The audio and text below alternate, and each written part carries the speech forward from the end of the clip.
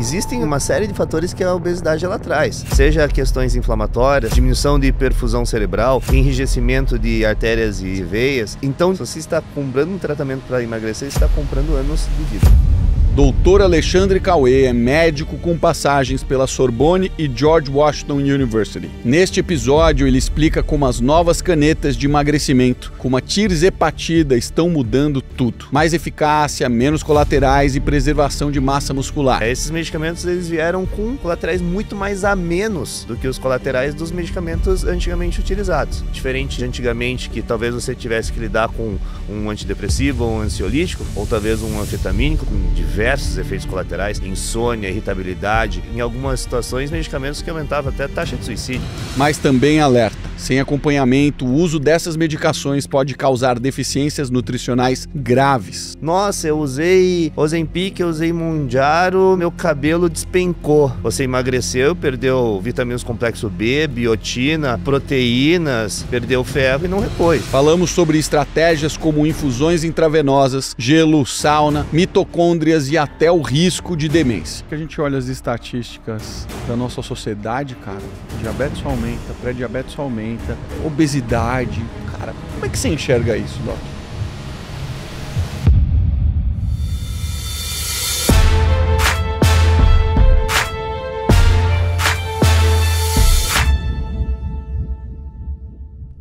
Doutor Alexandre, as canetas de emagrecimento parece que mudaram completamente o cenário de emagrecimento. Explica pra gente o que está acontecendo. Bom, Marcelo, basicamente o que está acontecendo é o seguinte. Desde sempre a gente teve vários medicamentos para lidar com esse processo de perda de peso, né, para auxiliar o processo de emagrecimento que, né, de forma mais natural seria só dieta e atividade física, né? Então, lá atrás a gente começou desde medicamentos que hiperestimulavam a taxa metabólica basal, depois medicamentos psiquiátricos para agir sobre o centro da fome, né? E aí a gente começou com os análogos de GLP-1, que, né, a GLP-1 ela é um peptídeo, né, sinalizador do nosso sistema digestivo, que faz com que a gente tenha mais saciedade, faz com que o nosso trânsito gastrointestinal ele seja mais lento e, consequentemente, a gente diminui nosso aporte calórico e a gente emagrece. Isso e outras questões fisiológicas também.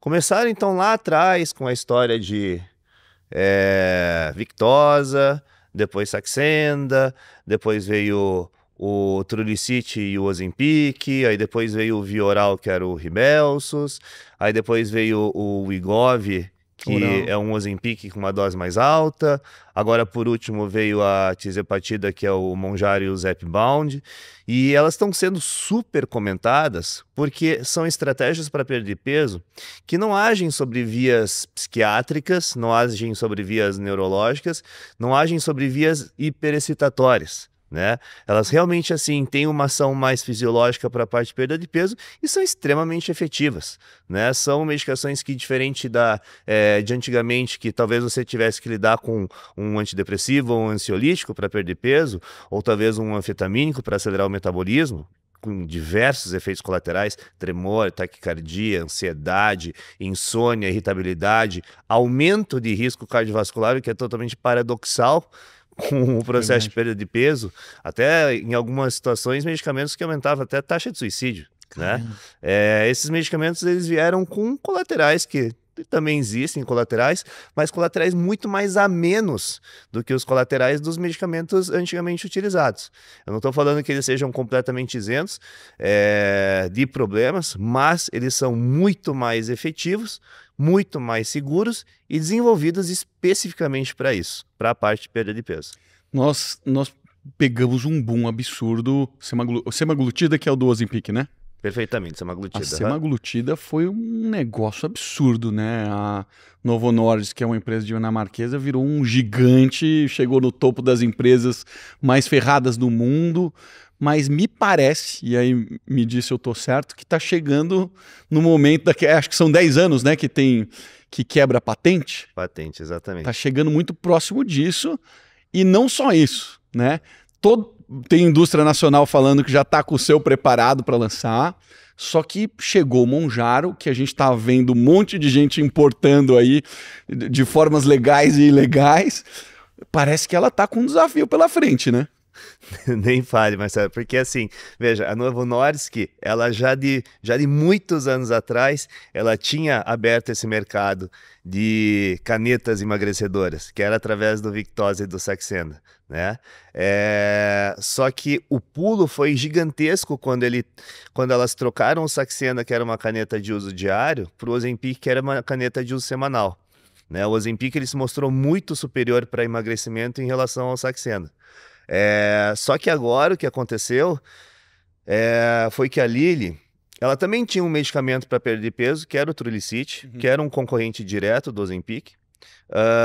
Só que o Mounjaro, diferentemente de todos os anteriores, que eram só análogos de um receptor, eles agiam só de uma forma fisiológica, o Mounjaro, ele tem uma ação dupla. Então, a potência desse medicamento é muito maior. Então, assim, talvez a gente nem considere o Ozempic e o Wegovy, que é a versão do Ozempic em doses maiores, a gente nem considere eles como sendo, digamos, concorrentes, né? Eles são classes diferentes. Um atua só sobre um é um análogo simples, outro é um análogo duplo, né? Então, a gente fala que é um sucessor, não um concorrente. Eu costumo brincar assim.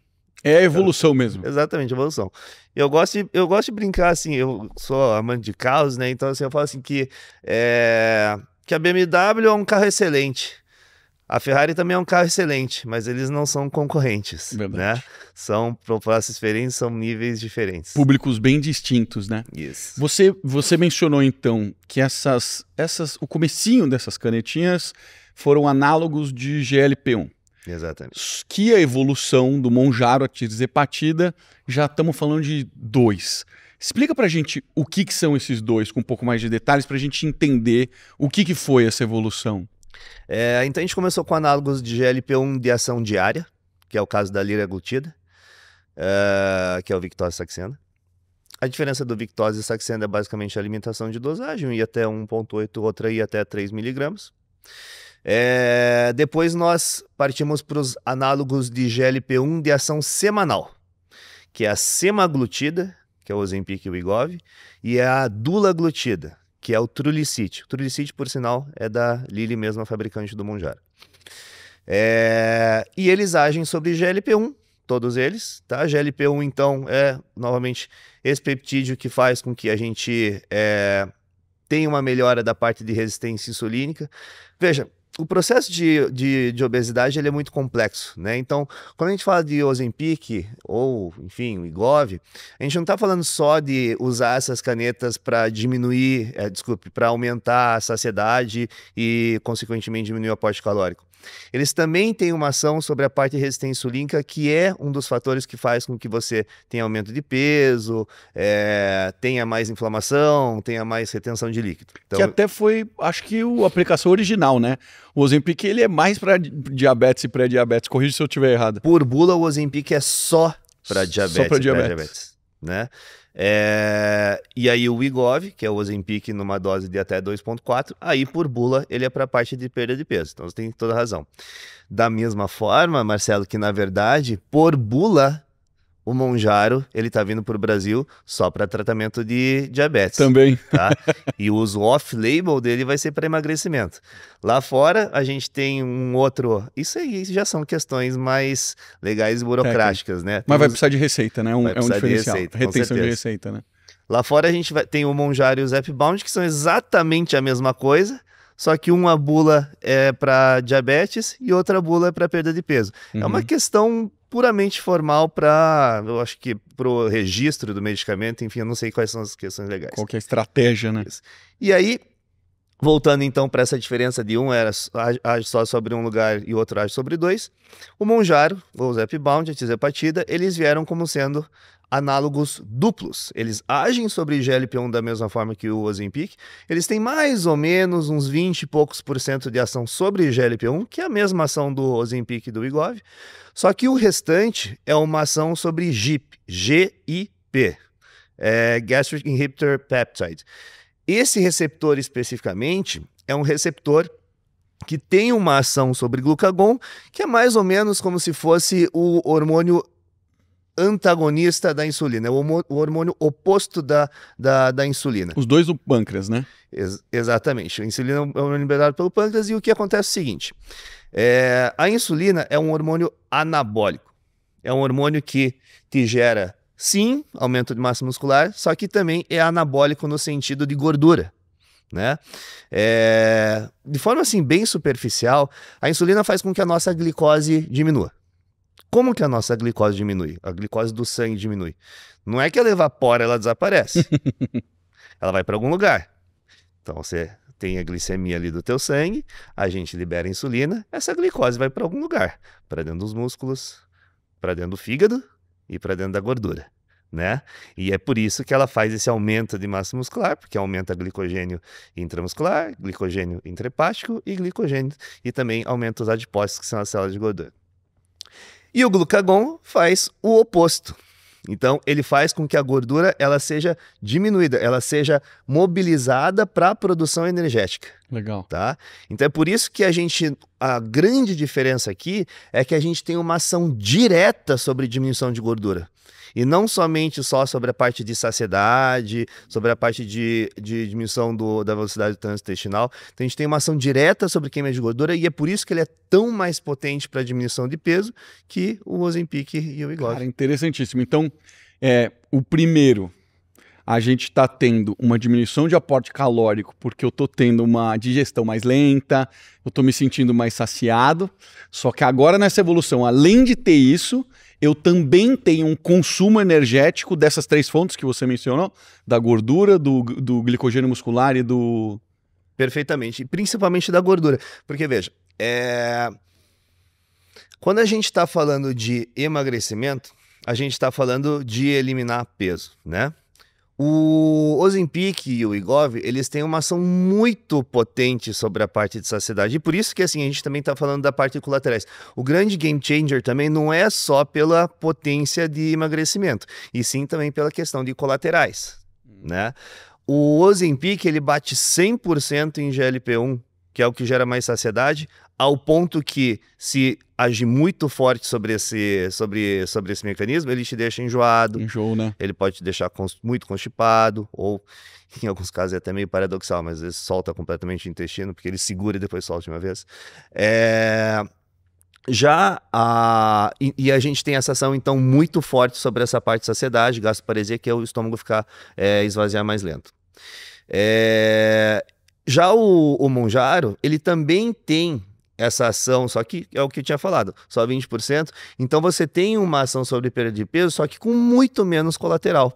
E é isso também a grande diferença, porque antigamente muitas pessoas não conseguiam tolerar a dose necessária para perda de peso, porque o limitante eram os efeitos colaterais. E eram duros, assim, eu via que eu cheguei a tomar, um enjoo realmente é brabo, e quando você aumenta a dose, tem gente que reage de formas distintas. Eu lembro que uma das vezes que eu subi a dose, meu organismo simplesmente travou. E aí eu tive que botar para fora de outro jeito. Eu precisei colocar fora por outro mecanismo. Minha namorada atual também, só que ela fez com o Mounjaro, subiu a dose demais e teve o mesmo efeito. Só que pelo que eu estou entendendo, então 80%, aumentou a dose, 80% vai estar sendo a ação ali do glucagon. Exatamente, aí a gente não está atrelado a esses efeitos colaterais. O efeito colateral que ela teve no caso foi relacionado a esses outros 20 e poucos % de ação sobre o GLP-1, que é a mesma ação do Ozempic e do Wegovy. Outro ponto interessante é que o emagrecimento do Mounjaro ele é mais estético. Porque quando a gente está falando sobre perda de... E isso, veja, existem várias... eu não estou defendendo o Mounjaro aqui, até porque vai ser lançada também a CagriSema, que é a carnitina, que também tem uma ação sobre queima de gordura direta, e isso está para vir já pelos próximos meses aí nos Estados Unidos, já está para ser lançado. E é da Novo Nordisk. Quando a gente fala de emagrecimento por mecanismos principalmente de aumento de saciedade e diminuição de apetite, a gente está falando do emagrecimento por diminuição de aporte calórico. Aí a gente emagrece assim, ó, a gente murcha. Perde gordura, Perde peso, perde inchaço, perde músculo. Que é o A que gente diz que você murcha fica por flat. Tá? Isso, murcha por inteiro. Esse é o padrão, mais ou menos, de emagrecimento da semaglutida. Quando a gente está falando de um agente que tem uma ação mais direta sobre queima de gordura, a gente está falando de uma diminuição mais acentuada de gordura, principalmente visceral. Não principalmente, mas também sobre gordura visceral. E isso significa que a tua diminuição de massa muscular é menor. Interessante. A gente consegue, em algumas pesquisas, mostrar até 5 vezes menos perda de massa muscular comparado à semaglutida de maneira isolada. Então, enquanto a semaglutida separada ela gera um emagrecimento mais de murchar por inteiro, a tirzepatida ela gera um emagrecimento que é um pouco mais acinturado, porque ela tem mais ação sobre gordura, consequentemente ela tem mais ação sobre diminuição de abdômen e gordura visceral. E é por isso que é mais estético. E você, como o médico responsável por um tratamento desse, certamente você vai querer regular para que aquele consumo de calorias seja proteico para que não perca tanta massa, imagino. Com certeza. Isso que você falou é super interessante, tá? Num processo de perda de peso, se a gente perde músculo, a gente diminui nossa taxa metabólica basal. Se a gente está num processo de perda de peso diminuindo o nosso músculo, a gente está diminuindo a nossa taxa metabólica basal, quer dizer que cada vez mais você tem que comer menos para continuar emagrecendo. Porque a tua taxa metabólica basal está diminuindo cada vez mais, porque você está perdendo cada vez mais músculo. O déficit calórico vai diminuindo. Exatamente. Quando você tem um agente que preserva mais massa muscular, você tem um agente que preserva mais a tua taxa metabólica basal. Então você não precisa ficar tendo tantos ajustes de déficit calórico se você não está tendo tanta queda de taxa metabólica basal e tanta queda de massa muscular. Acontece, só que acontece menos. Isso é bem interessante. Então, a gente está falando que a composição corporal, que é o que você estava falando lá, que às vezes é até 5 vezes menor a perda de massa muscular, a composição corporal de 2 tratamentos é possível, quer dizer, é bem provável pelos estudos que você está falando, vai ser muito melhor, muito mais saudável, digamos assim. Sim. Dado o caso clínico. Sim. E, inclusive, a utilização da tirzepatida para perda de peso gera um aumento de percentual, estatisticamente, gera um aumento de percentual de massa muscular. Apesar de você perder peso de massa muscular, você tem um aumento de percentual de massa muscular. Porque, estatisticamente, a perda de gordura ela é muito maior proporcionalmente à perda de massa muscular. Então, o percentual de massa muscular, ele acaba aumentando. É uma questão de cálculo, mas enfim, acho que... proporcionalmente, um está diminuindo, o outro está aumentando, ele vai ser o maior. Vai ser mais relevante, digamos assim, referente ao todo, né? Exatamente. Por exemplo, se vamos lá, você tinha 100 quilos de peso e 40 quilos de músculo. Aí, de repente, você foi para 80 quilos de peso e 38 quilos de músculo. O teu percentual de massa muscular aumentou. Sensacional. Agora, eu me recordo de ter alguns detalhes ali em medicamentos anteriores, talvez até semaglutida, alguém falar alguma coisa de pancreatite, mas também eu escutei coisas bacanas de estudos sendo feitos para prevenção de Alzheimer. Queria que você comentasse um pouquinho quais eram os efeitos colaterais que a gente tinha no passado que não necessariamente a gente tem agora. Deixa eu te interromper rapidinho para um recado. Você sabe que eu passei anos da minha vida treinando como um atleta de natação de alto rendimento e foi ali que eu aprendi na prática que suplementação não é detalhe, é necessidade. Não adianta treinar pesado se o corpo não tem o que precisa para recuperar e evoluir. Por isso eu não abro mão da probiótica. Proteína, creatina, pré-treino, barrinhas, tudo que eu uso vem daqui. Porque resultado não é sobre o que você faz no treino, é sobre o que você faz o dia inteiro. Vai lá em probiotica.com.br, usa o meu cupom TOLEDO para você conseguir um desconto. Pronto, pausa encerrada, agora de volta para o episódio. Vamos lá. Esses medicamentos, eles são repletos de efeitos colaterais, tá? Os efeitos colaterais diretos são mais realmente a parte de enjoo, diarreia, prender o intestino, prostração, cansaço, enfim, dor de cabeça. Só que os efeitos colaterais indiretos, que são os efeitos colaterais relacionados às depressões que eles causam, seja o Ozempic ou mesmo a tirzepatida, é aí que está o X da questão. Então, Em relação à pancreatite, não, tá? Isso já foi demonstrado que Já não, foi. ele não causa, que a pancreatite ela tá muito mais relacionada ao processo de perda de peso de forma mais rápida do que alguma ação direta do medicamento. Então, sim, ele vai causar se você perder bastante peso, mas não foi por causa dele, foi por causa da perda abrupta de peso, Tá. né? Então, se você emagrecesse o mesmo tanto sem usar ele, você também teria o mesmo risco de pancreatite. Então, assim, o processo de emagrecimento aumenta o risco de pancreatite caso você tenha cálculos biliares, né? Entendi, certo. Processo de emagrecimento rápido. Rapidinho, o que são os cálculos biliares, só para... São as pedras na vesícula biliar.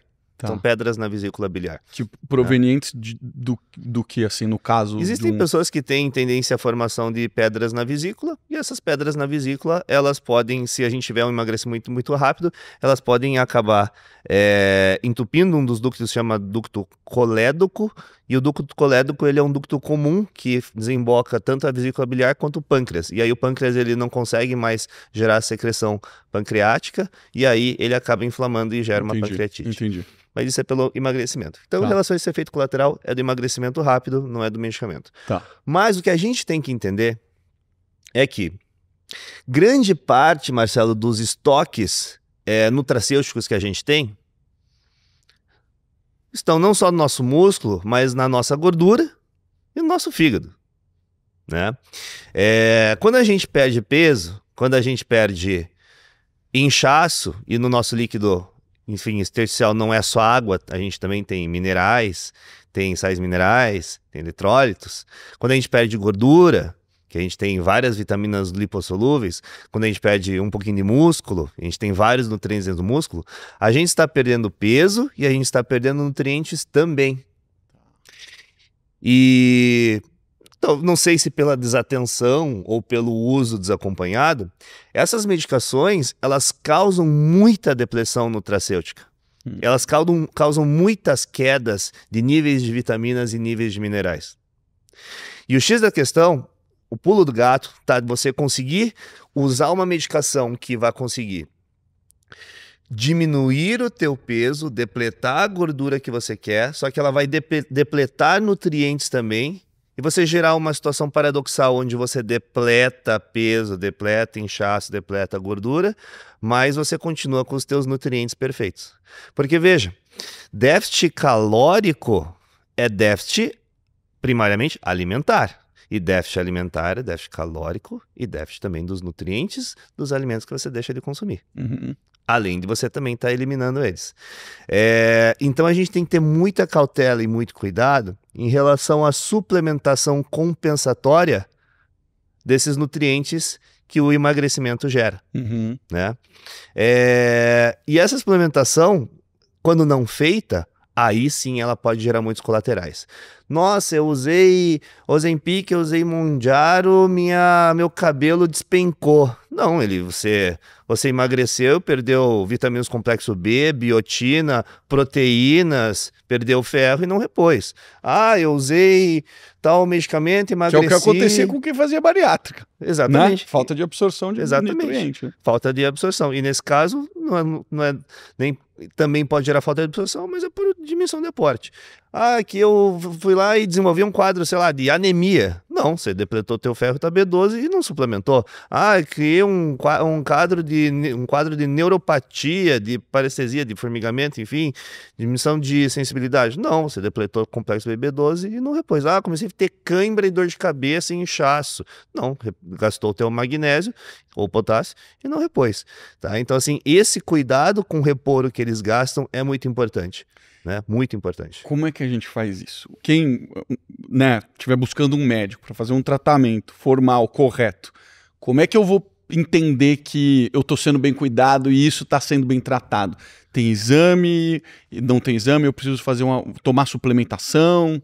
O que usualmente é recomendável? Primeiro, multivitamínico é melhor do que nada, só que pior do que todo o resto.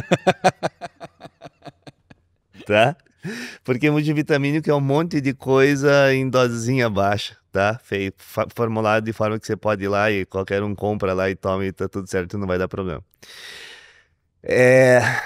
Veja, Marcelo, quando a gente atende um paciente que está com algum tipo de carência nutracêutica, não estou falando de paciente de perda de peso, não, estou falando de paciente, enfim, no geral, que ele vem em consulta para check-up geral e quer ver os níveis de vitaminas e minerais dele. Enfim, a gente tem que fazer uma suplementação. Existem situações que já é difícil de colocar esses micronutrientes no lugar, já mesmo ele não emagrecendo. Seja vitamina D, vitamina B12, cobre, zinco, sódio, potássio, magnésio, enfim, qualquer que seja a vitamina ou mineral. Às vezes a gente já tem essa dificuldade. Um exemplo clássico é a gigantesca quantidade de mulheres que têm deficiência de ferro. A gente faz uma suplementação oral de ferro, pede para repetir o exame dali 3, 4 meses e não mudou absolutamente nada. Porque a absorção ela é muito difícil. Então, assim, já para pacientes no geral, a gente às vezes já tem essa dificuldade de conseguir melhorar níveis. E quando você diz, são pessoas, por exemplo, essas mulheres que você falou assim, genericamente, não são pessoas que têm nenhuma condição, são pessoas saudáveis. Eventualmente não, por exemplo, tem mulheres que têm um fluxo menstrual um pouco mais aumentado. Você não consegue dar conta de suplementar o tanto de ferro que ela perde todo mês. Na menstruação. Agora imagine você pegar, quem sabe, essa mesma pessoa que você já tem dificuldade de colocar os níveis no lugar e coloca a melhor medicação do mundo para ela tomar para perder peso e para depletar. Você não consegue acompanhar de jeito nenhum o ritmo. Vai dar problema. Então o paciente, por exemplo, que tem acesso a um profissional que tem uma estrutura que possibilite uma suplementação nutricional intensiva, por exemplo, que é o caso de abordagens injetáveis, você está muito acima na parte de prevenção de colaterais relacionadas a depressões nutracêuticas. Legal. Tá? Aí você está falando de intramuscular e soroterapia. Perfeitamente. Seja por abordagens endovenosas ou por abordagens intramusculares. Né? Sensacional. A gente fala assim, nossa, que é soro disso, soro daquilo. Não, sim. Quando a gente está falando sobre abordagens injetáveis, e aí assim, estou falando assim, acesso algum. Abordagem injetável é assim, Marcelo, vou te falar. Isso também é um tema que começou a entrar super em alta, né? Porque tem... Demais, né? Tem duas formas de você fazer uma abordagem injetável no paciente. Você pode fazer uma abordagem injetável sabendo o que você está fazendo, com doses extremamente terapêuticas, e doses terapêuticas elas são sujeitas eventualmente a efeitos colaterais da infusão. Ou você pode fazer abordagens injetáveis que não são efetivas o suficiente porque as doses elas são muito baixas e quem sabe nem geraria algum tipo de benefício comparado com uma suplementação oral. Uhum. A gente tem que ter muita responsabilidade quando a gente está fazendo uma prescrição injetável, porque via de regra, se você está fazendo uma prescrição injetável, é porque você está fazendo aquilo, porque você tem consciência de que aquilo está sendo superior a uma abordagem oral. Consequentemente, a dose daquilo é uma dose elevada e uma dose terapêutica que supera a suplementação oral. Consequentemente, atrelada a possíveis colaterais que você tem que saber conduzir dentro da tua estrutura infusional, dentro do teu centro de infusões, né? Então, sim, abordagens injetáveis, mas desde que sejam com dosagens suficientemente maiores do que as da via oral para justificar essa via injetável e não a via oral. Interessante. Acho que a gente precisa falar, né? O doutor Alexandre é meu médico e fez uma última revisão dos meus exames, a gente identificou uma série de deficiências e você me passou um protocolo intramuscular e intravenoso, né? Por sinal, minha vitamina D saiu depois de te mandar meus exames novos. Realmente estava muito baixa. A gente identificou várias coisas. Você se recorda o que você prescreveu para mim? Se recorda? Breve, acredito. Glutationa, não foi? Glutationa, falipoico, COQ10. vitamina D, COQ10. Vamos lá. Isso é legal de falar. Não era bem o teu caso nem tua queixa, mas isso também é legal de falar. A gente acha que sobrepeso, Marcelo, e perder peso é só gordura, né? Só que, principalmente mulher, ela tem um componente de peso muito relacionado à retenção de líquido, a inchaço. O nosso corpo, Se eu der uma topada aqui, bater e machucar, vai ficar inchado, porque eu bati, machuquei, inflamou e inchou. Inflama para te curar. Exatamente. Né? Porque você está com algum problema ali, está com alguma lesão ali, aí você vai gerar um processo inflamatório, aquele processo inflamatório está tentando combater alguma coisa e vai ficar inchado ali, né? O nosso corpo, ele também tem inflamação sistêmica, que é uma inflamação no corpo todo. E a gente consegue ficar assim dias falando sobre esse tema, tá? Mas existem vários possíveis focos de inflamação, seja por questões hormonais, seja por questões intestinais, alimentares, consumo de alimentos inadequados, anticoncepcionais. Quase tudo inflama, né? Tudo é inflamatório. O nosso corpo, ele é feito para combater as besteiras que a gente faz com ele. Até as coisas boas, né? O treino de crossfit, o treino de musculação tudo é inflamatório. Eles são inflamatórios. E quando a gente tem esse processo de inflamação sistêmica no nosso corpo, a gente tem uma inflamação no nosso corpo. Consequentemente, a gente tem um processo que gera uma tendência a reter líquidos no nosso corpo. O que significa que nós conseguimos, através não de abordagens com diuréticos, com medicamentos diuréticos, nada disso. Mas quando a gente entra com abordagens que conseguem auxiliar o corpo a combater essa inflamação e diminuir esse processo inflamatório, nós conseguimos, consequentemente, gerar o emagrecimento simplesmente pelo fato do nosso corpo estar menos inflamado e, consequentemente, a gente gerar menos retenção de líquido.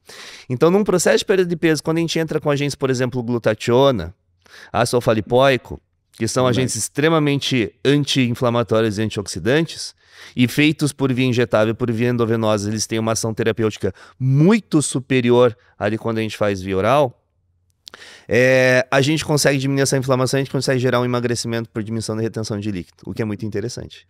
E o fato de você estar menos inflamado, quais outros benefícios ele traz? Porque o que mais tenho escutado, né?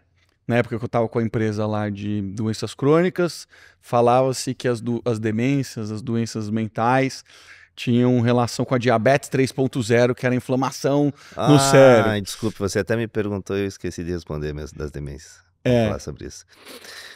Veja, Marcelo, quando a gente está falando de questões neurológicas, tudo é inflamação. Doença, qualquer que seja a doença, é uma inflamação. Né? E todas essas demências provavelmente... Qualquer que seja a doença, a base de qualquer doença é inflamatória. Então a gente pode dizer que uma pessoa que está doente, ela está inflamada. Perfeitamente. Não existe nenhuma doença que não tenha base inflamatória. Nenhuma. Seja gripe, resfriado, sinusite, Alzheimer, Parkinson, sei lá, síndrome do intestino irritável, todas as doenças autoimunes, qualquer coisa. São doenças que têm uma base inflamatória. Quando a gente tem existem assim uma série de fatores que a obesidade ela traz, seja questões inflamatórias, seja questões de resistência insulínica, seja questões de enrijecimento de artérias de parede de artérias e veias, diminuição de perfusão cerebral. Tudo isso corrobora com um desgaste, né? Com desgaste de massa cerebral, enfim, e isso consequentemente gera um efeito deletério a nível neuronal e faz com que você tenha um risco aumentado para demências. Né? Então, você estar mais saudável faz com que você tenha menos risco de demência. Você estar não obeso faz com que você tenha menos risco de demência. Né? A gente, por exemplo, eu falei da parte de enrijecimento de artérias e veias. A gente sabe que existe, por exemplo, estudos e evidências científicas falando que até fazer sauna 1, 2, 3, 4, 5 vezes por semana diminui o risco de demência. Por quê? Porque a sauna ela é um processo que gera vasodilatação, vasoconstrição. Na vasodilatação, quando você tem esse trabalho de dilata e volta, a gente faz com que a gente não tenha tanto enrijecimento, por exemplo, dos nossos vasos. A gente, quanto mais velho vai ficando, menos a gente vai tendo esse processo de dilatação a gente faz menos atividade física, a gente sua menos, enfim, a gente tem menos esse dilata e volta, e quando a gente faz sauna isso acontece, e aí a gente, por exemplo, esses artigos mostraram diminuição de risco de demência atrelado à sauna. Mas diminui inflamação, diminui viscosidade sanguínea. Hiperglicemia gera aumento de viscosidade sanguínea. Aumento de viscosidade sanguínea dificulta a perfusão cerebral, demência. Então tem várias coisas que convergem a isso também. Interessantíssimo isso. E Quando a gente estava falando ali das consequências dos medicamentos, vamos para um outro caminho agora, né? O que as pessoas faziam quando estavam extremamente obesas? Cirurgia. Sim. Pô, chegou no limite, cirurgia, vamos fazer uma bariátrica. Meu pai é bariátrico, minha mãe é bariátrica, os dois foram obesos, chegaram a pesos extremamente altos. Meu pai fez bariátrica, voltou a engordar, tiveram todos esses efeitos colaterais de perda de cabelo, de micronutrientes. Cara, vivi tudo isso daqui. O que vai acontecer com as cirurgias agora, com esses medicamentos tão efetivos assim? A tendência, chutaria que vai diminuir, né? Veja, a gente tem pacientes com vários graus de obesidade. E a gente ainda tem indicações formais para cirurgia bariátrica, né? Mesmo com esses medicamentos. Porque veja, esses estudos, eles mostram perdas de peso de 20, 23, 27% de perda de peso. Mas se a gente pega um paciente extremamente obeso de, sei lá, 180 quilos, que foi lá e perdeu 30, 40 quilos, ele continua um obeso mórbido. Não tem como, não é suficiente, Ele continua um obeso mórbido. Então ele continua tendo uma indicação para cirurgia bariátrica, por mais que ele consiga ter todo o benefício projetado de emagrecimento daquele medicamento. É claro que eu acho que assim, em muitos casos a cirurgia vai acabar sendo substituída, com certeza, porque em muitos casos esses 20 e poucos por cento são suficientes para fazer com que a pessoa entre numa faixa de peso adequada, numa faixa de peso normal. Eu acredito também que esses medicamentos cada vez mais vão ser utilizados pelos cirurgiões bariátricos, porque pacientes que vão passar por cirurgia bariátricas, eles recebem a orientação de emagrecer antes da cirurgia. E um cara que está fazendo uma cirurgia para perder peso é sinal de que ele já tem dificuldade para emagrecer. Então, às vezes, esses medicamentos talvez vão ser utilizados antes da cirurgia para um preparo cirúrgico. Mas sim, eu acredito que é um concorrente que chegou para ficar e em muitos casos, com certeza, ele vai acabar se substituindo sim, mas não em todos os casos. E talvez não deixe a pessoa ultrapassar aquele limite dos super obesos, né? Desses casos que você está falando de... A gente viu, agora com esse negócio de internet, né? Você começa a ver essas pessoas produzindo conteúdo. E tinha um rapaz, não sei se você lembra, Fê, um rapaz que era super obeso e ele morreu recentemente. No TikTok, era um super obeso. Um rapaz assim, sei lá, 250 quilos, só que ele chegou a emagrecer. Aí ele teve algum trauma muito grande na família, a cabeça desnorteou ele voltou a engordar de novo. Só que isso é assim, você vai pisando no acelerador, né? Não é que você fica super obeso do dia pra noite, né? Você fica super obeso ao longo de algum tempo. Talvez quem tem acesso a esse medicamento, né, engordou um pouquinho, emagrece, engordou um pouquinho, emagrece. Então, talvez a taxa dos super obesos diminua consideravelmente, né? Já diminuiu, né? Afinal de contas, a gente tem essa estatística já desde a época do Ozempic, né? Caíram então, bem. Isso com certeza já diminuiu. Não é brincadeira, né? Aquela questão até da economia das companhias aéreas em relação a combustível. Não sei se você ouviu. Isso não é brincadeira, isso realmente aconteceu. Então a gente sabe que a população em geral nesses últimos anos ela emagreceu de fato por causa desses medicamentos. Então isso aconteceu com certeza, de fato aconteceu. Isso daí é que elas economizaram combustível porque a população está diminuindo de peso, é isso? Sim, sim. E apesar de serem medicamentos de altíssimo custo, né? Nos Estados Unidos, por exemplo, eu tenho pacientes meus que uma medicação que custa 1.700 e poucos dólares, que é o caso do Mounjaro na dose máxima, ele está pagando 15 por causa do Health Insurance. Uau. Então isso já está sendo Zepbound, na verdade ele usa porque lá é o Zepbound que é usado para perder peso, mas é tireopatia do mesmo jeito. Então os próprios planos eles já estão abraçando essa ideia para a gente diminuir a nível de obesidade e taxa de mortalidade. Porque quando a gente está falando de emagrecer, quando a gente está falando de comprar algo, ou enfim, de usar algo para emagrecer, a gente está falando de comprar anos de vida, né, Marcelo? Verdade. A gente está falando de comprar, literalmente comprar anos de vida. Emagrecer, se você está comprando um tratamento para emagrecer, você está comprando anos de vida. É isso que você está fazendo. Doc, você quase todo mês está lá nos Estados Unidos, acabou de voltar de uma atualização de um evento importante. Lá tem algumas coisas que a gente ainda não tem aqui, né? Uma das coisas que me chamou super atenção lá foram as casas de infusão. de soro. De entrar na casa e você tem um cardápio enorme na parede e ele te explica que isso aqui é para estresse, isso daqui é para inflamação, isso aqui é para emagrecer, isso aqui é para isso. E apesar da gente não ter essas casas no Brasil, a gente tem a possibilidade de fazer isso, né? Com prescrição. Que é basicamente o que você fez comigo, né? Você falou, cara, isso daqui pode melhorar muito, com infusão vai ser melhor, vamos fazer isso contigo. Queria que você contasse um pouco desse movimento. O que é esse movimento dessa soroterapia? Bom, é o que eu falei para você, que a gente tem que ter muito discernimento e muita responsabilidade quando a gente está fazendo um acesso endovenoso no paciente. Uhum. Não existe sorinho da beleza, não existe sorinho do emagrecimento, não existe sorinho da ansiedade, enfim. Porque tem muita gente fazendo isso. Existe um movimento muito feio acontecendo em torno de gerar procedimentos injetáveis desnecessários. Tá?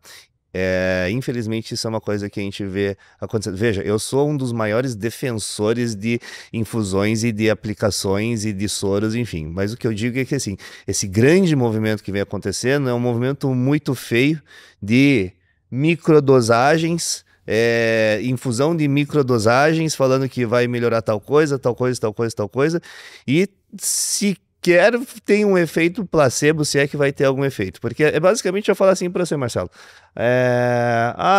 se você tá com sede, toma água. Aí você vai falar assim, você pensa lá no Google, o que eu faço quando eu tô com sede? Você toma água. Beleza, aí você vai lá e você toma 2 ml de água, assim. Mas tá bom, você tá com sede, o que melhora a sede é tomar água, você vai lá e toma 2 ml de água. Em muitas situações, o que está acontecendo é esse momento feio da gente ter essas abordagens pseudoterapêuticas e injetáveis. Eu acho que isso funciona muito bem, por exemplo, como hidratação. Sei lá, nos Estados Unidos a gente tem muito esses centros de infusão. Por exemplo, sempre o Congresso Mundial de Medicina Metabólica é em Las Vegas. Uhum. Praticamente todos os hotéis de Las Vegas têm esses centros de infusão. Inclusive, eles sobem no teu quarto para fazer, se você pedir. E a nível de hidratação, reposição genérica de complexo B e B12, que a gente sabe que é super depletado quando você, sei lá, tem uma noitada de muita bebida alcoólica, aquilo funciona muito bem. Que é a mesma coisa que quando a gente pega um paciente alcoolizado no pronto-socorro e o que a gente vai fazer para ele? Glicose, complexo B, enfim, acabou. É isso. Agora, essas propostas de soro de sei lá o que, soro de sei lá o que, soro de sei lá o que, isso é um movimento muito feio que tem acontecido. Novamente... Que é quase o quê? Uma enganação, você está dizendo. Cara, não faz sentido. Não é quase que uma enganação, isso é uma enganação. É uma enganação. Né? Então, novamente, só reforçando, a via de abordagem injetável, ela tem que ter uma dose suficientemente terapêutica para justificar você estar fazendo por via injetável em vez de você estar fazendo por via oral. Tá?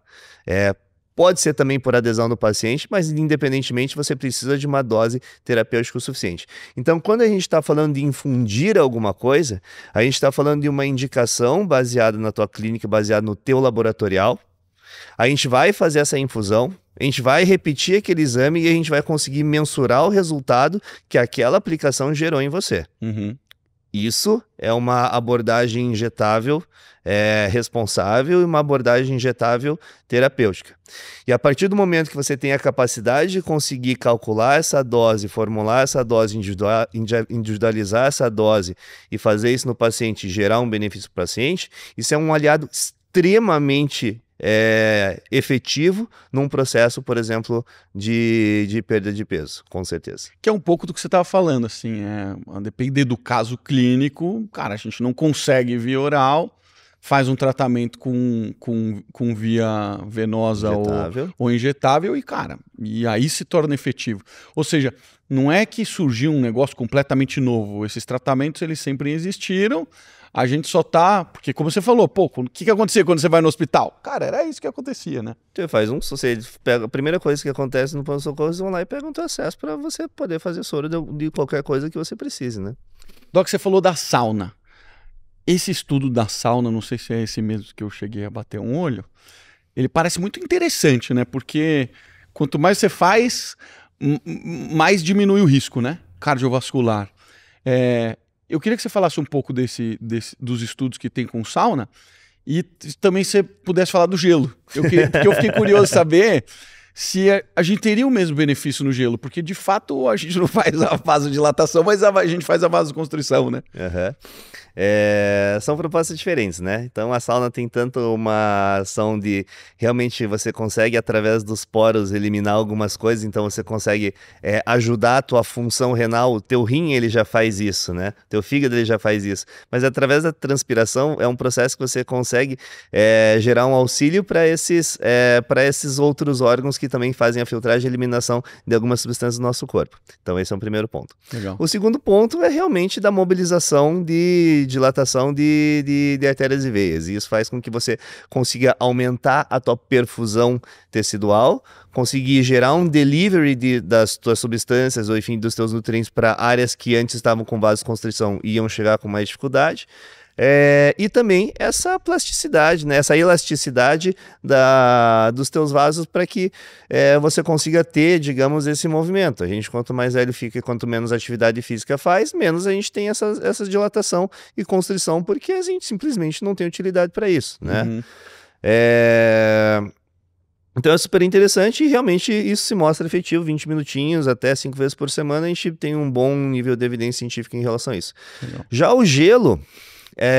a proposta ela já é um pouco diferente, né? O gelo ele acelera muito o processo de recuperação muscular pós-treino, por exemplo, né?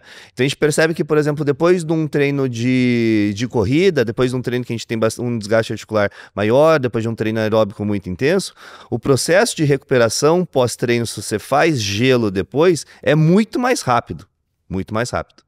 Por exemplo, eu tenho uma prova, eu sou, por exemplo, do CrossFit, né? Uhum.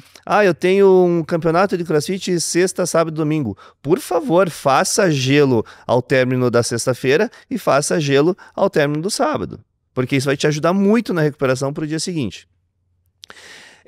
Já quando a gente está falando, por exemplo, de processo de hipertrofia e processo de musculação e de aumento de massa muscular, a gente tem que entender que o processo de hipertrofia, ele é um processo relacionado à quebra muscular e inflamação. E talvez, Marcelo, se a gente deixar aquele processo inflamatório se estender por um pouquinho mais de tempo, a gente tem uma hipertrofia Melhor. talvez um pouquinho mais interessante, sabe? Então, qual que costuma ser a sugestão? Estou falando primeiro da hipertrofia e depois eu vou falar da parte de emagrecimento.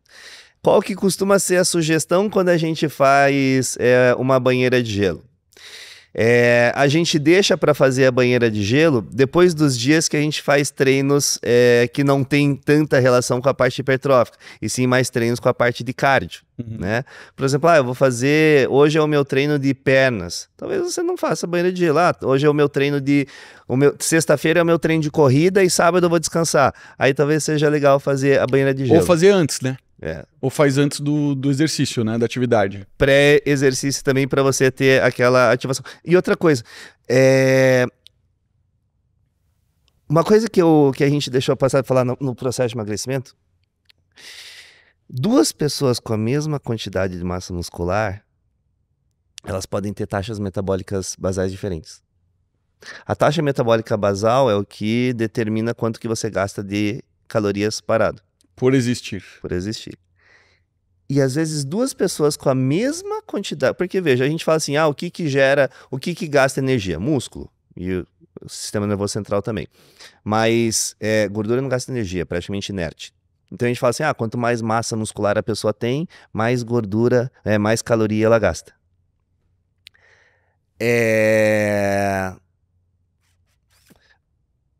Os exames de composição corporal, bioimpedância, enfim, eles dão ali, por exemplo, a tua análise corporal, dão a quantidade de músculo que você tem e dão também ali um estimado de taxa metabólica basal pelo tanto de músculo que você tem.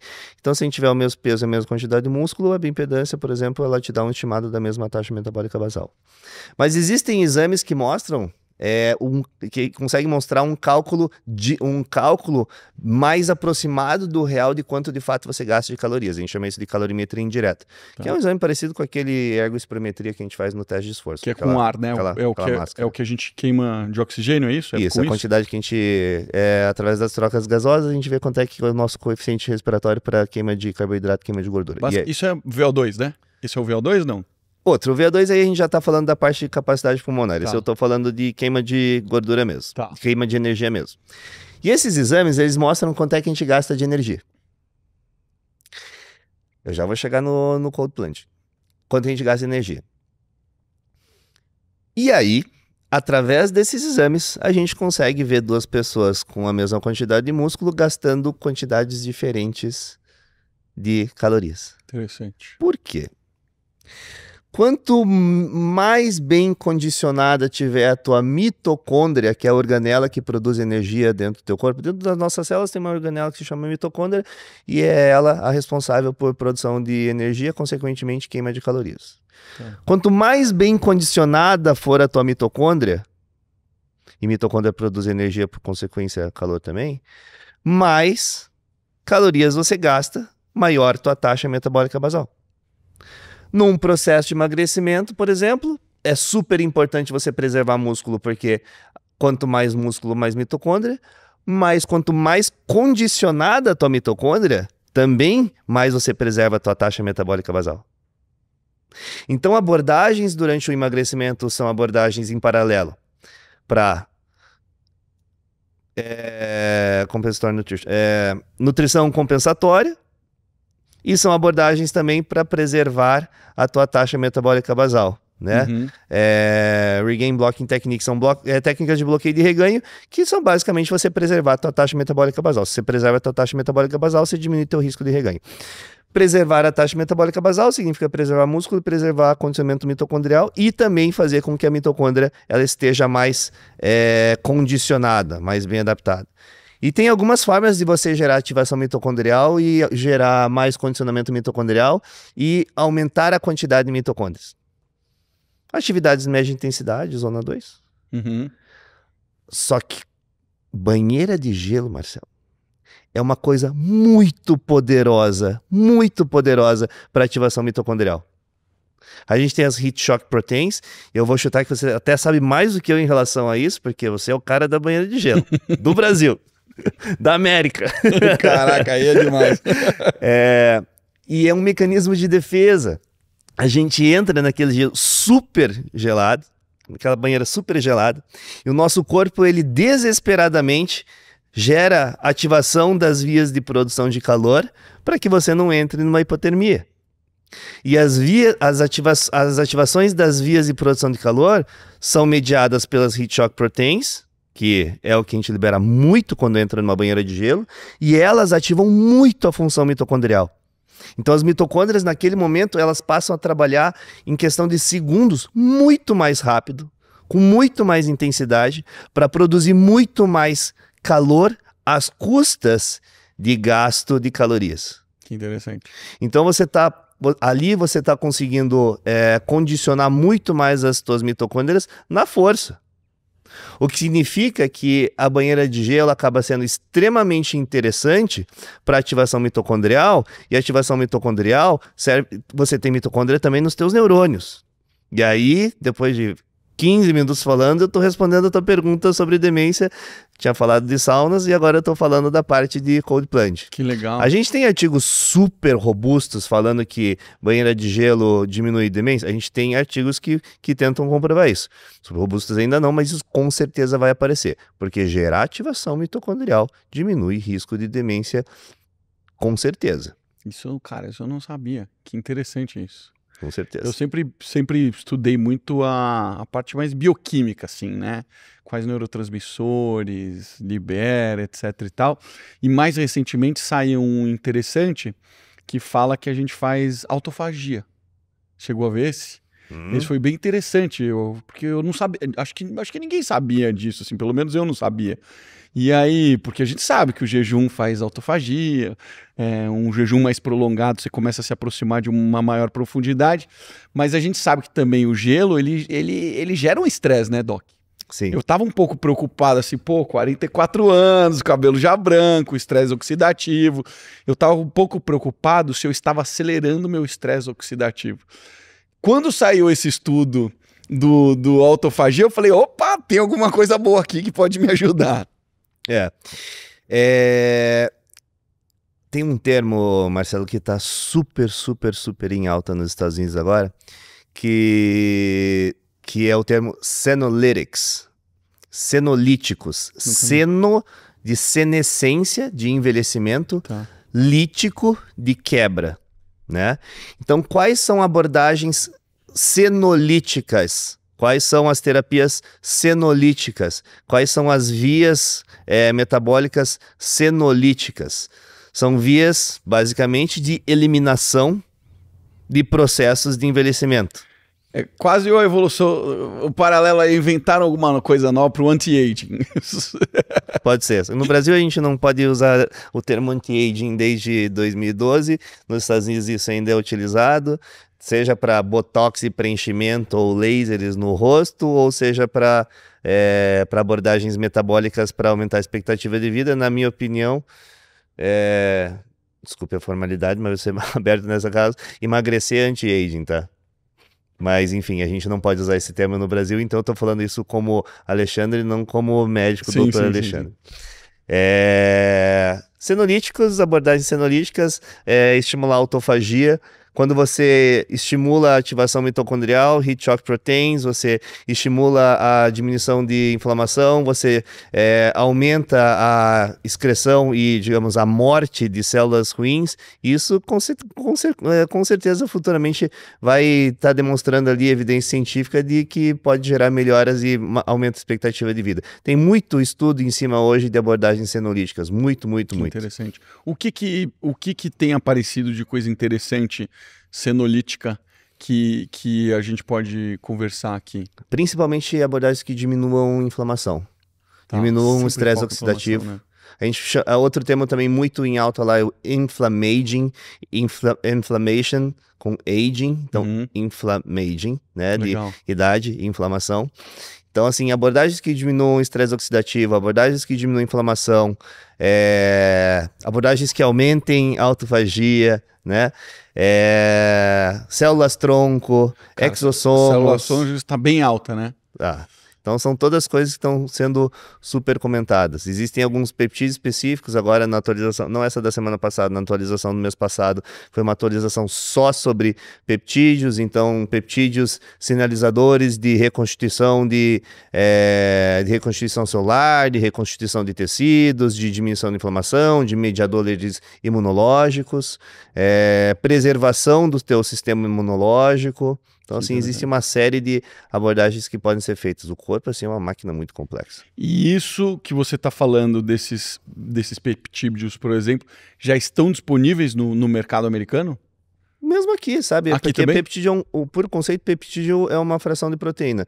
A própria semaglutida, tisepatida, glutationa são todos peptídeos. Eles, por conceito, eles são peptídeos. A insulina é um peptídeo, então, por conceito, eles são peptídeos. A única coisa é que lá tem outros tipos de peptídeos que já estão à disposição.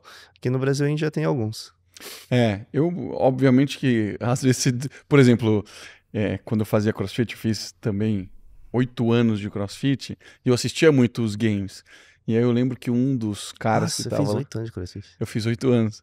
Não tão alta performance quando você... O Doc, porra, outro dia eu vi você levantando, sei lá, 140 quilos no clean, né? Você pega pesado, né, no cross. O último vídeo foi de 150 quilos de clean jerk. 150 quilos, com 200, cara, isso é uma loucura. 220 Você pesa agachamento. quanto? 84. Cara, isso é uma brutalidade, né? Você no weightlifting, no levantamento de peso, deve estar muito bem, não? Não. Se você fosse competir no weightlifting. Se fosse realmente a nível Brasil, eu estaria bem abaixo. Assim, as cargas realmente são impressionantes. Mas pro CrossFit é absurdo pro CrossFit essa carga, né? Mas o que você estava falando do campeonato? E aí eu lembro que um dos caras que estava no top lá do ranking do CrossFit, ele caiu com um peptídeo que era provavelmente algum anabólico, alguma coisa assim. Tem vários tipos, alguns são permitidos, outros não, né? E aí o próprio Ozempic é doping, né? Eu não sabia. Sim, ele é um peptídeo e ele é um doping. O que a gente pode conversar sobre alta performance? O que você tem visto de alta performance interessante? A gente vê a galera lá usando Red Light Therapy. Isso é bullshit, não é? É. O que tem de interessante que você tem visto, sim? A alta performance, assim, primeiro, equilíbrio hormonal, se a gente está falando de alta performance para esportes profissionalizados, a gente está falando de abordagens que consigam viabilizar e estimular naturalmente o teu corpo a produzir melhor hormônios.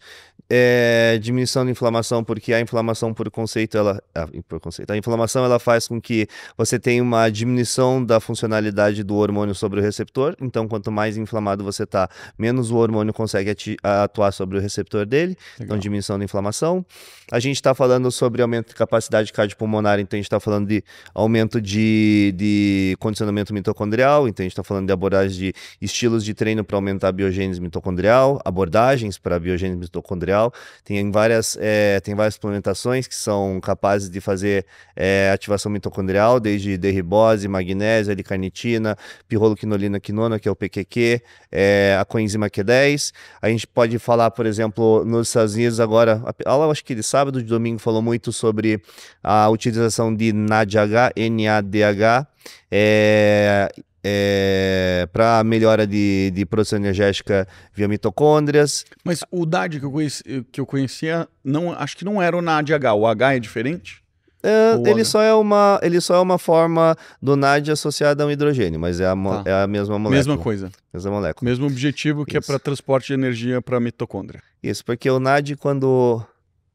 Enfim, a gente está falando de fisiologia, mas o NAD ele pode estar na forma NAD- ou na forma NADH, que aí o hidrogênio vem com a molécula positiva e neutraliza o NAD-. A gente pode estar falando também de aumento de perfusão, entende? Aí já estaria falando de infrared e sauna, e sim, a sauna com infrared de luz vermelha, ela tem uma ação sinérgica, sim. Tá? Tem, isso é uma boa questão. Sim, nos wellness centers, as saunas geralmente secas, se a gente está falando de questões metabólicas úmidas, se a gente está falando de questões respiratórias, elas vêm associadas a red light therapy, e isso não é bullshit, tá? Afinal de contas, vamos lá. Já é muito bem aceito na dermatologia e na tricologia, a luz vermelha, os capacetes de luz vermelha, para aumentar a perfusão de nutrientes que são infundidos. E o próprio minoxidil, ele é um medicamento vascularizador, né? Como é que... Exatamente. Então, assim, no rosto também para delivery, também máscaras infrared.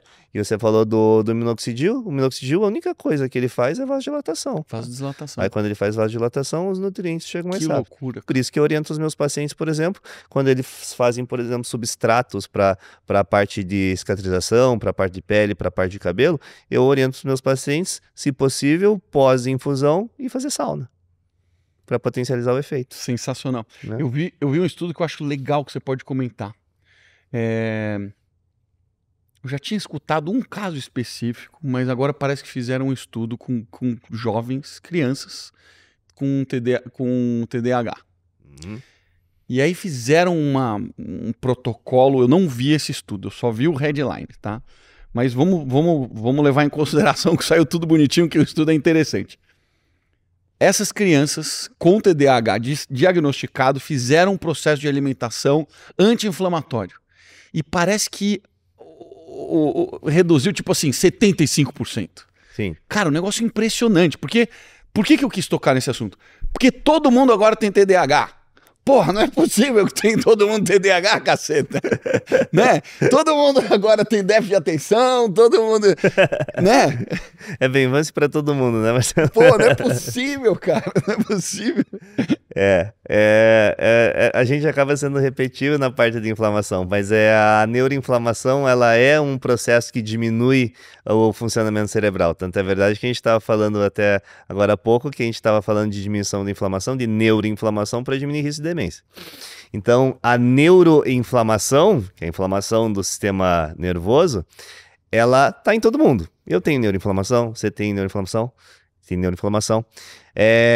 E todo mundo tem neuroinflamação. Por exemplo, tô estressado, tô com neuroinflamação, minha performance cerebral diminui. Eu fiz uma meditação, diminui meus níveis de cortisol, diminui minha neuroinflamação, meu processo aumenta. Dormi pouco, tô com mais neuroinflamação. Ingeri bebida alcoólica, tô com mais neuroinflamação. Então, assim, A neuroinflamação, de forma geral, ela já vai diminuir o teu potencial cerebral, né? O teu potencial cognitivo, o teu potencial, enfim, de raciocínio. E os pacientes que têm, de certa forma, algum tipo de comprometimento do sistema das vias neurológicas, seja por TDAH ou às vezes até autismo, que também tem estudos parecidos relacionados ao autismo, abordagens que diminuam neuroinflamação têm se mostrado muito efetivas para a melhora dos sintomas desses indivíduos, desses pacientes, né? Então, seja para autismo ou para TDAH, diminuir neuroinflamação, jejum intermitente, alimentação anti-inflamatória, tem se mostrado muito efetivo, sim, para a melhora do sintoma desses pacientes. E, inclusive, emagrecimento para esses pacientes que têm sobrepeso e obesidade. Cara, o que mais me deixou impressionado é que, cara, provavelmente, boa parte dessas crianças deviam estar sendo entupidas de medicamento. Deve ser o padrão. Pô, TDAH, medicamento, né? E aí a gente entra um pouco no conceito da medicina integrativa.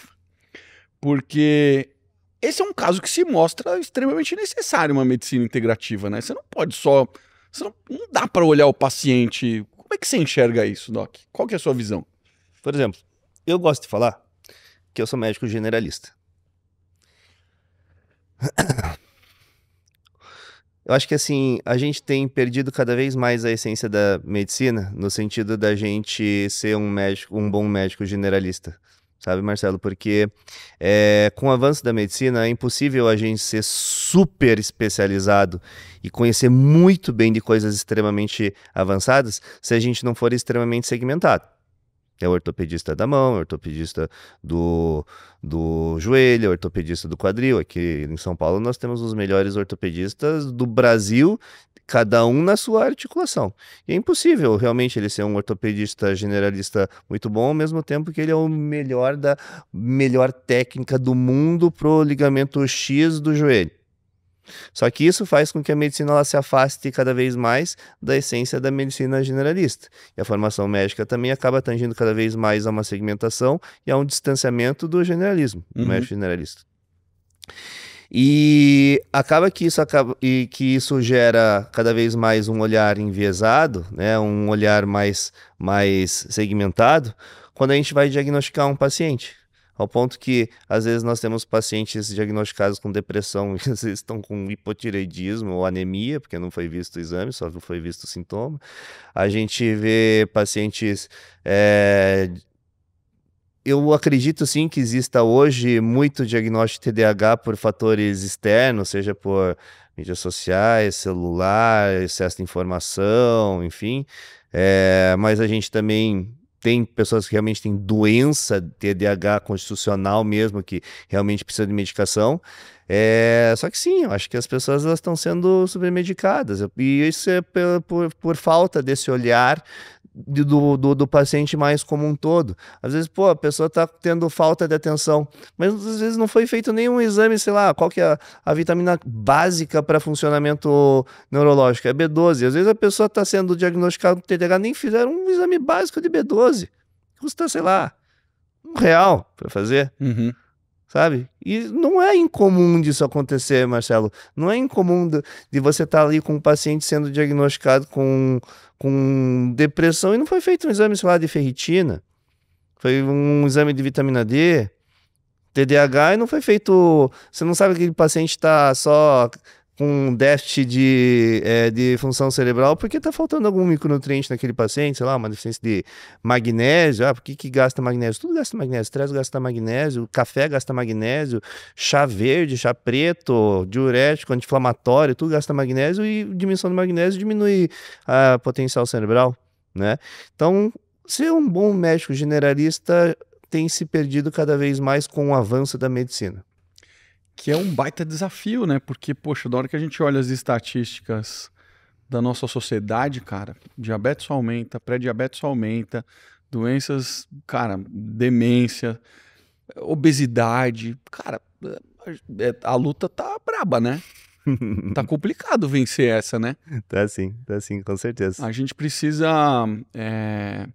É um trabalho educacional importante, eu acho, mas eu sempre esse negócio eu bato. Porque sempre vem aquela pessoa que fala assim, é a indústria farmacêutica. E eu falo, é a indústria farmacêutica que está te forçando a tomar o remédio.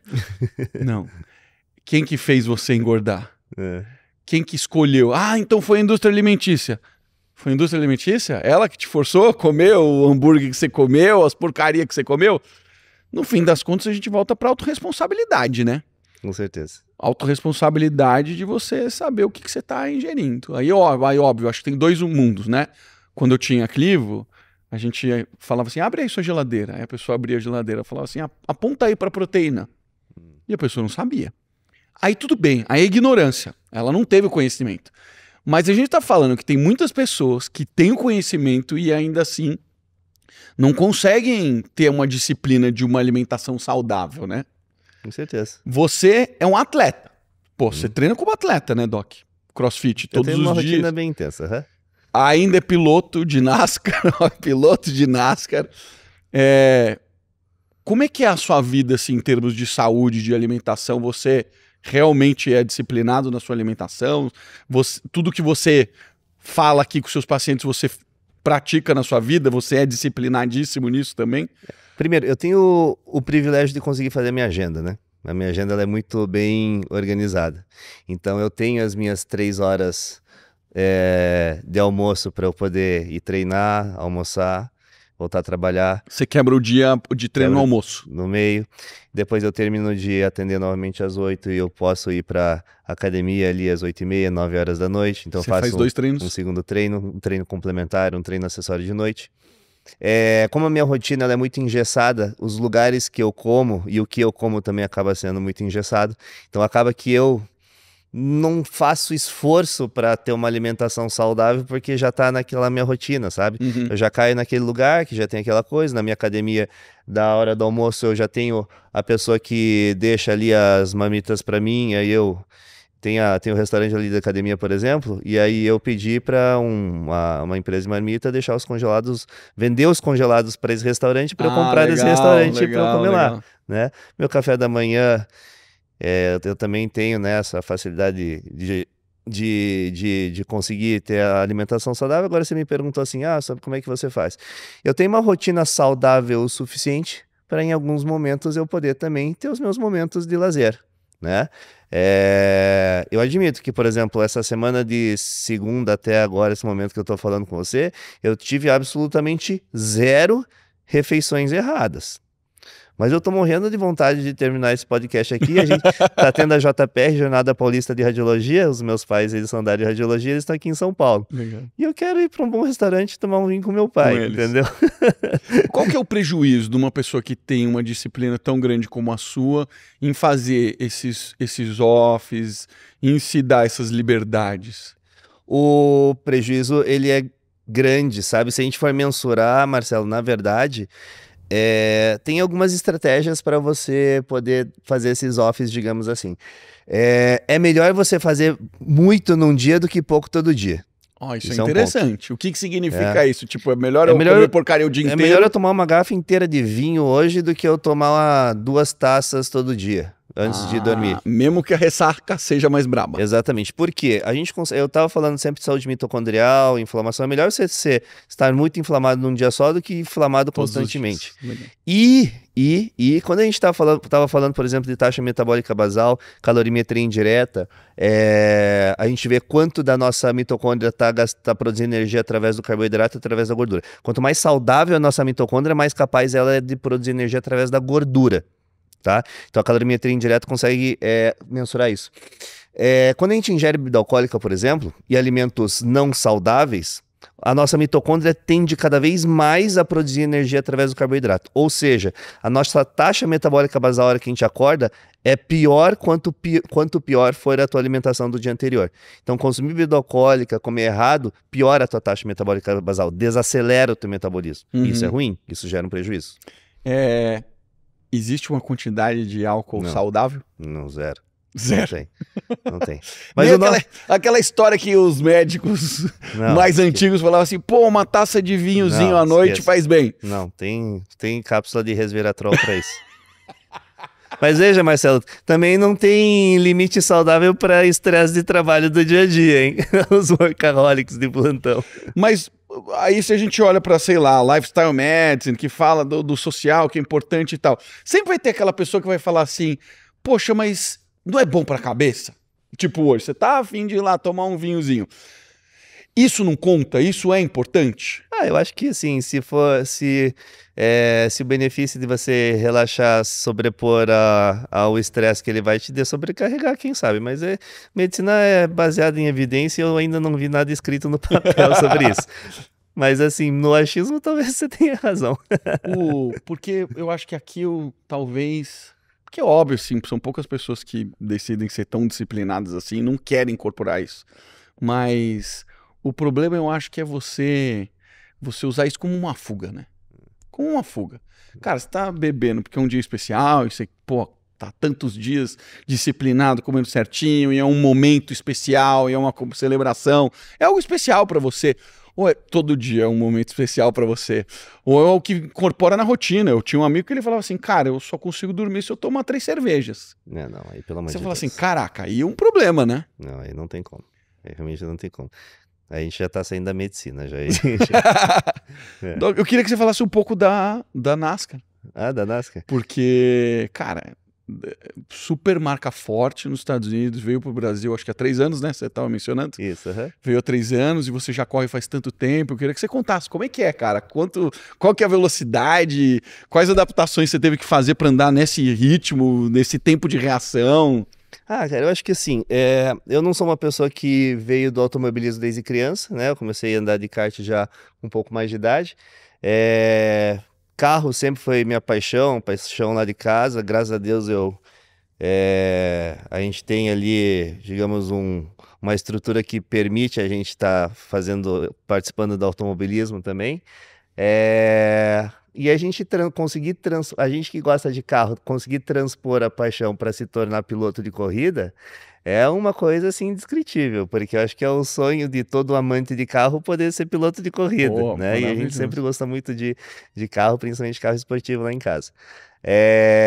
Então eu comecei na brincadeirinha de kart ali, os meus amigos. Acabou que eu caí no mesmo box de kart do atual dono da NASCAR, que é o Thiago Marques. E aí ele me convidou para fazer testes no carro, enfim, na época era Sprint Race, não era NASCAR ainda. E, obviamente que a hora que você senta num carro de corrida, acelera aquilo e sai andando que nem um louco desenfreado por voltas e voltas no autódromo, você fica absolutamente apaixonado. Comecei tarde, eu não tenho um histórico desde a infância de kart, então eu realmente assim capenguei no começo, tive que me dedicar muito, principalmente a treinos no simulador, pegar treinos extras com o carro, enfim, a gente não tem acesso ao carro fora dos finais de semana de corrida, por regulamentação da categoria. Então treinando muito em simulador. E eu acho legal que assim, a gente explorar atividades diferentes estimulam partes diferentes do nosso cérebro, né? Então sempre gostei muito assim, desde pequeno fui muito estimulado a estudar línguas diferentes, do que ser muito bom no esporte, fazer esportes diferentes, estudar coisas diferentes, agora explorar também nichos diferentes, ao mesmo tempo que eu exploro o nicho do automobilismo, eu exploro o nicho às vezes da medicina e dos estudos também de business, que, né, a gente se conheceu nesse meio também, e o automobilismo foi uma diversificação disso, e também foi o automobilismo as minhas 3 cervejinhas da noite, entendeu? É o seu escape. Também é o meu escape. É muito agradável a gente passar um final de semana correndo com pessoas super agradáveis, pessoas também que, no geral, a NASCAR ela é uma categoria, esse ano ela já profissionalizou muito, sabe? Mas até no passado ela era uma categoria muito gentleman's driver. Então era uma categoria que envolvia, assim, a presença de muitos pilotos gentleman's driver. Então era um local onde tinha muitas pessoas que trabalham muito, só que a última coisa que elas querem fazer naquele final de semana é falar sobre trabalho, né? Então a gente realmente consegue dar uma relaxada, uma desestressada. Claro que é um esporte de altíssima performance, né? A gente tem que ter muita atenção para o que a gente está fazendo, afinal de contas a gente está praticando um esporte de risco, a gente realmente pode se machucar quando a gente vai lá e dá uma panca 200 por hora no final da reta Interlagos, por exemplo. né? A gente tem que ter um preparo sim, porque a grande diferença do carro de corrida, Marcelo, não é tanto na aceleração. A grande diferença do carro de corrida, porque veja, hoje os carros esportivos do dia a dia, eles são super potentes, eles aceleram super rápido, né?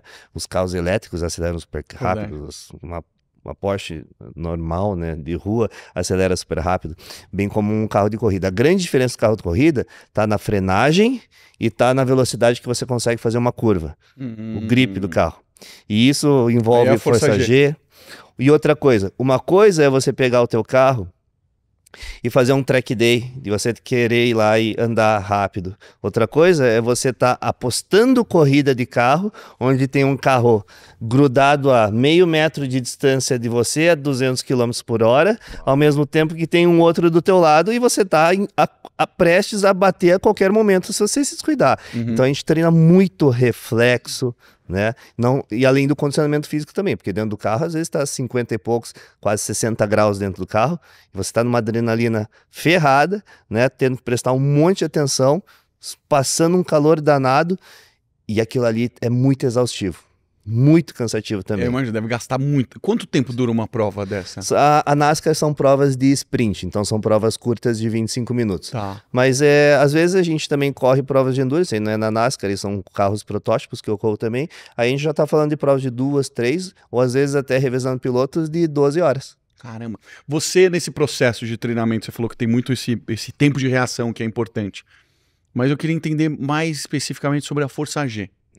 Qual tipo de... O que você sentiu, assim, quando você começou a sentir essa Força G no pescoço, a própria movimentação do cérebro, que é uma preocupação, né? Principalmente no começo, a gente sente muito no pescoço, não só por causa da Força G, mas pela tensão que a gente fica por estar correndo, assim, sabe? Então aqui, assim, no pescoço, aqui a gente fica muito tenso, né? O volante também, ele é um volante bem mais pesado, o freio também, ele é muito, muito, muito, muito mais duro do que um freio normal. Absurdamente mais duro, tá? É proposital muito mais duro. Sim, porque quanto mais leve o pneu, mais sensível ele é ao toque. A gente quer que ele não seja tão sensível, né? E da parte de aceleração e desaceleração, a gente, assim, não tanto do cérebro, assim, sabe? A gente sente mais aquela questão de desconforto no pescoço mesmo, né? Mas a gente tem também toda a proteção, tem o HANS, tem o protetor cervical, enfim, a gente tá bem amparado, tem barras laterais para segurar a movimentação da cabeça, então a gente tá bem assistido também nisso. Já tomou uma pancada, já? Nossa, muitas vezes. Aqui, é mesmo? Aqui em São Paulo, acho que eu já devo ter dado PT em carro em 2 vezes já. Caramba, e chegou a se machucar? Não. Hoje o automobilismo ele é um esporte extremamente seguro. Muito seguro mesmo. Por exemplo, a própria categoria, não sendo só NASCAR, mas antigamente quando sendo Sprint Race, nos últimos 10 anos ninguém se machucou. Então, sim, a gente tá bem seguro dentro do carro. Mas... assim, não é porque a gente não tem esse histórico que o carro é super seguro que a gente não vai ficar que nem um Zé Mané sem prestar atenção a 200 e poucos por hora e bater de frente no muro, né? Só que você me atendeu, mas você atende hoje público assim ou você tem agenda fechada? Porque eu sei que você tem sua empresa, sua clínica e tal. Como é que funciona isso? Marcelo, então, sim, né? A gente tem lá em Curitiba a MMI Clinic, né? Ela é um centro multi-especialidades, tem várias especialidades. Tem outros 3 médicos que atuam na minha área também, mas a gente tem lá ginecologista, urologia, transplante capilar, reumato, dermato, tricologia, urologia, enfim, a gente tem super completo. Oncologia, né? A parte de câncer, também. Minha irmã que é responsável pela área de câncer, radiologia. Seus pais? Os meus pais da parte de radiologia. Então, assim, hoje eu me dedico mais aos meus pacientes e em algumas situações, assim, os meus pacientes pedem para eu atender o irmão, a mãe ou um amigo próximo, né? Legal. Geralmente, assim, o que acontece é que eu tenho toda a equipe de médicos lá, eles são extremamente capacitados, a gente tem 1, 2 reuniões clínicas por semana para discussão de casos. Onde você participa. Para apresentação de novidades quando um ou outro vai para congressos, aulas mesmo, né? Eu faço os médicos também, cada semana um médico diferente dá aula sobre um tema diferente, então a gente é muito bem alinhado em relação a estratégias, em relação a abordagens. Então, seja passando comigo ou com algum dos outros médicos que atuam na minha área, a prescrição era muito parecida. E eu reviso também as prescrições de alguns médicos, dos médicos que atendem na minha área, eu reviso, a gente passa o caso antes do paciente ser atendido. Legal. Né? Mas sim, assim, em algumas situações, por exemplo, o teu caso, eu abro agenda para pacientes de fora. Ou, se não, pacientes referenciados por pacientes que já são meus. Então, vou colocar o link do Doc aqui embaixo, você segue ele lá no perfil e lá tem um link para sua clínica, certo? Beleza.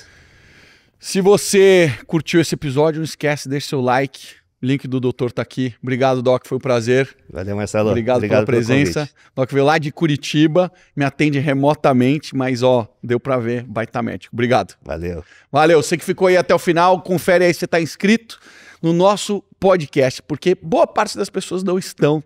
E vou te pedir mais uma coisa, se você estiver no Spotify, não esquece de ir lá e dar 5 estrelinhas pra gente, se você achar que a gente merece. Beijo pra você e até a próxima semana!